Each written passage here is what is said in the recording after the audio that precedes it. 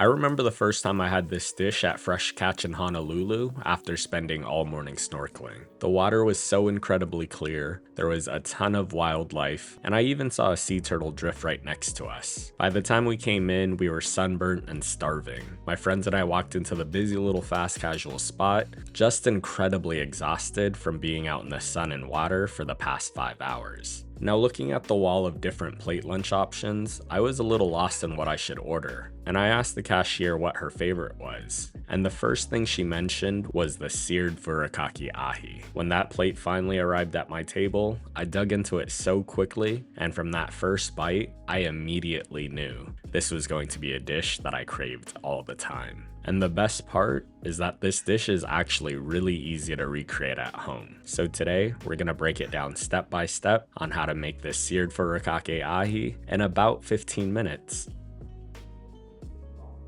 Alright y'all, remember to wash your hands? Now before we get into the seared ahi, we're actually gonna make the sauce that goes with it first. And honestly, I could probably drink this wasabi aioli by the cupful. So to a food processor, we're gonna squeeze in half a cup of Kewpie mayo, which is my favorite mayo. It's made with just egg yolks, some rice vinegar, and a little MSG. So it's a little richer and more savory than regular mayo. Then for the wasabi, you can use the one you find in a tube, but my girl Hannah put me onto this powdered wasabi that you just have to mix with water, and it's such a game changer. So we'll mix the wasabi powder with water in a 2:3 ratio until it's fully combined. Then take a tablespoon of the wasabi and we'll add it to the food processor.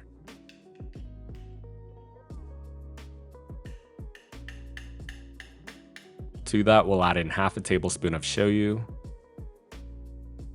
half a teaspoon of rice wine vinegar, and a tablespoon of oil. Pulse that a few times and blend until the sauce is fully combined. Now, alternatively, you could mix the sauce up by hand, but I personally like using the food processor as it whips more air into the sauce, giving us a really light and creamy wasabi aioli. We'll let this vibe out in the fridge, and we'll move on to our ahi.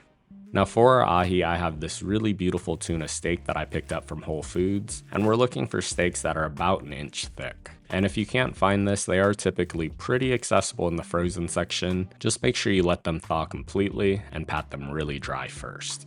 Next, we're going to take whatever your favorite brand of Furikake is, and I like using this one. We're going to coat each side of the tuna, making sure to really pack it on in there so that the ahi is fully covered. And if Furikake is new to you, it's just a Japanese rice seasoning, typically made from seaweed, sesame, and salt. So think savory, nutty, and a little bit of that ocean flavor all in one convenient little bottle. And if you like this recipe and you want to learn how to make more of your favorite island style dishes, make sure you subscribe and turn on your notifications to stay up to date on all my latest posts.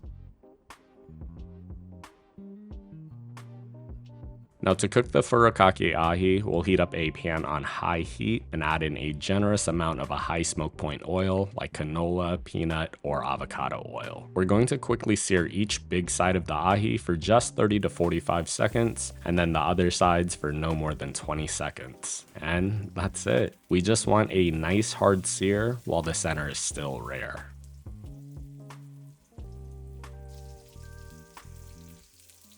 We'll pull the tuna from the pan and let that rest for a minute before cutting it up.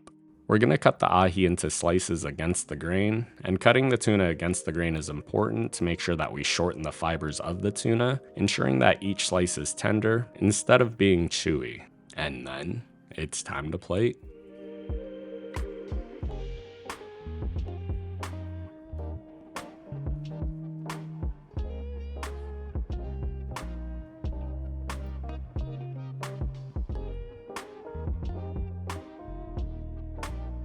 Now we're gonna serve this up just like how Fresh Catch does, so we'll get some white rice down to our plate. Add some salad mix for some health.